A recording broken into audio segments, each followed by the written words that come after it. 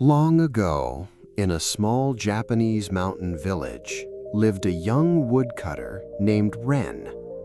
Every day, Ren went into the forest with his axe.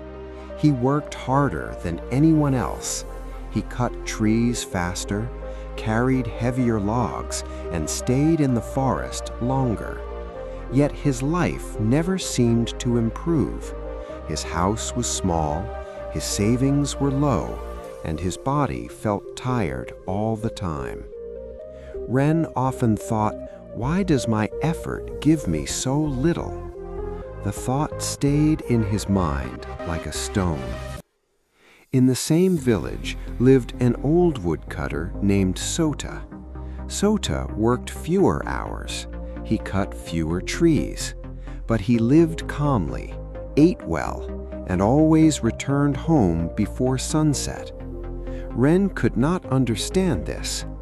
One evening, Ren asked him, "I work twice as hard as you. Why is my life still heavy while yours is peaceful?"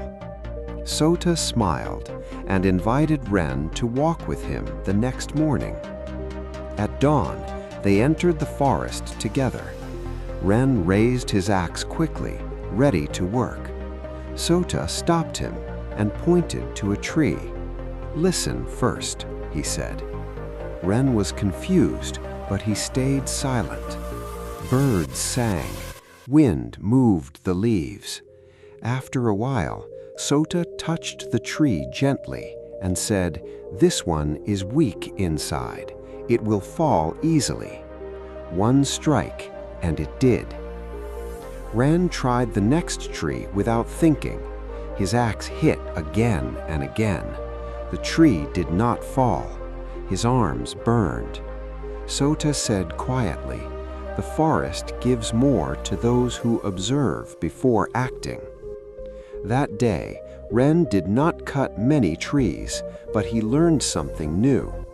From then on, he slowed down. He chose the right trees. He rested when needed. His body felt lighter. His work became easier. Slowly, his life changed.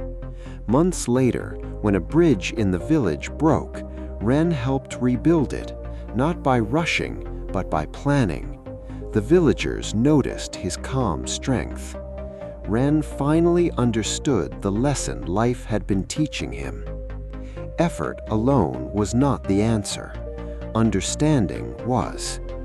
When you act with awareness, even small effort brings great results.